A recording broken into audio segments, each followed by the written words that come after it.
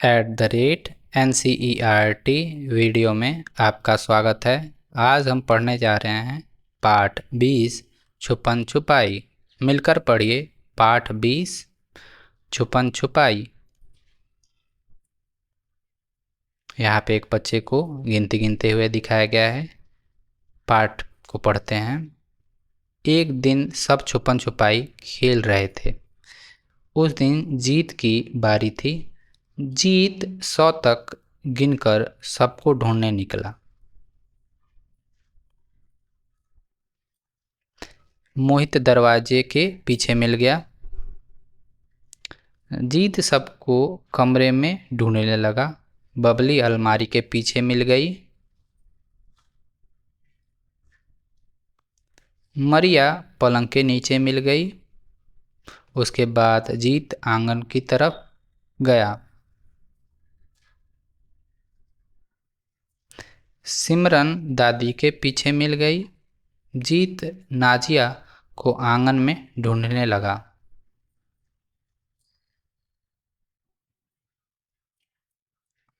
जीत ने नाजिया को चादर के पीछे ढूंढा। फिर जीत नाजिया को ढूंढने के लिए बाहर आया। वह पेड़ के नीचे खड़ा होकर सोचने लगा। नाजिया ने ऊपर से कूदकर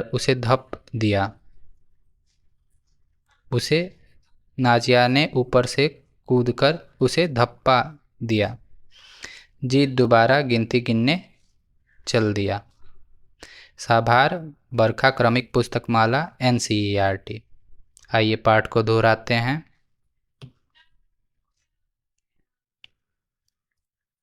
पाठ है छुपन छुपाई। एक दिन सब छुपन छुपाई खेल रहे थे। उस दिन जीत की बारी थी। जीत 100 तक गिनकर सबको ढूंढने निकला। मोहित दरवाजे के पीछे मिल गया। जीत सबको कमरे में ढूंढने लगा। बबली अलमारी के पीछे मिल गई। मरिया पलंग के नीचे मिल गई। उसके बाद जीत आंगन की तरफ गया। सिमरन दादी के पीछे मिल गई। जीत नाजिया को आंगन में ढूंढने लगा। जीत ने नाजिया को चादर के पीछे ढूंढा। फिर जीत नाजिया को ढूंढने के लिए बाहर आया। वह पेड़ के नीचे खड़ा होकर सोचने लगा। नाजिया ने ऊपर से कूदकर उसे धप्पा दिया। जीत दोबारा गिनती गिनने चल दिया। साभार बरखा क्रमिक पुस्तक माला NCERT। बातचीत के लिए आप अपने घर में कहाँ कहाँ छिप सकते हैं? तो आप दरवाजे के पीछे, अलमारी के पीछे, मम्मी के पीछे, पलंग के नीचे, सोफे के पीछे, जो भी जगह हैं उसे लिख सकते हैं। दूसरा, अगर खेलते हुए आपको चोट लग जाए तो आप क्या करेंगे?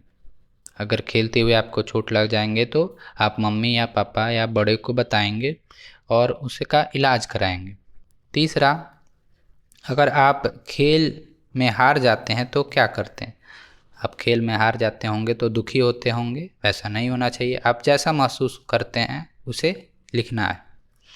नीचे दिए गए प्रश्नों के उत्तर अपनी कॉपी में लिखिए।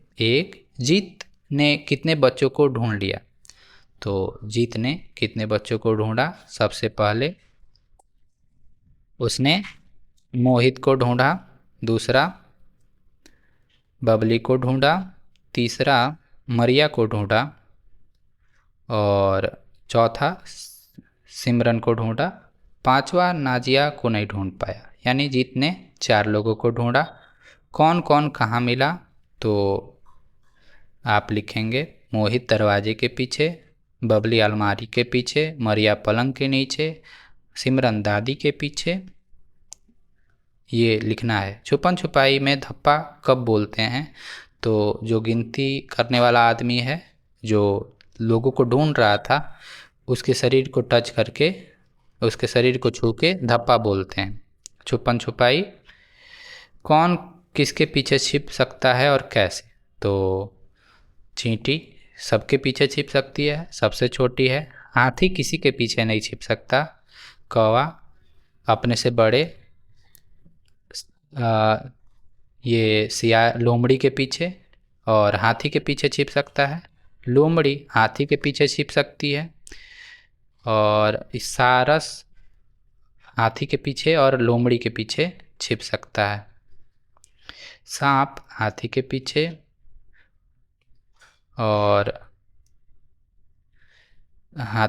और लोमड़ी के पीछे छिप सकता है।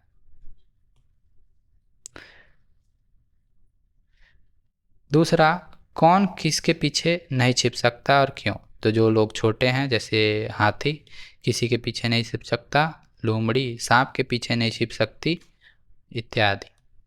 आप सोचें और लिखें। मेरी कहानी। आपने छुपन छुपाई कहानी पढ़ी। अब आप अपनी कहानी लिखने का प्रयास कीजिए। आप इस तरह से शुरुआत कर सकते हैं। मैं अपने मित्र के साथ कबड्डी खेलता हूँ या खेलती हूँ। उसके बाद कहानी बनाना है और उसे लिखना है। शिक्षण संकेत। बच्चों के साथ तरह तरह के खेलों और उनकी पसंद के खेलों के बारे में बातचीत कीजिए। उनके अनुभव के आधार पर उन्हें इस कहानी को लिखने के लिए प्रोत्साहित कीजिए। उन्हें अपनी कहानी पढ़कर सुनाने के अवसर दीजिए। शब्दों का खेल। शब्द अंत्याक्षरी। खेल लड्डू डफली। खेल लड्डू डफली। और यहाँ पे लॉ से खेल से लॉ आया है, लॉ से लड्डू आया, फिर डफली, लड्डू का डॉ से डफली आया, लॉ से लाल और फिर से लोटा, फिर पानी, नौ से नानी, फिर नौ से नीम, म से मेरा, र से राम, मोहित त से तबला, तबला, ल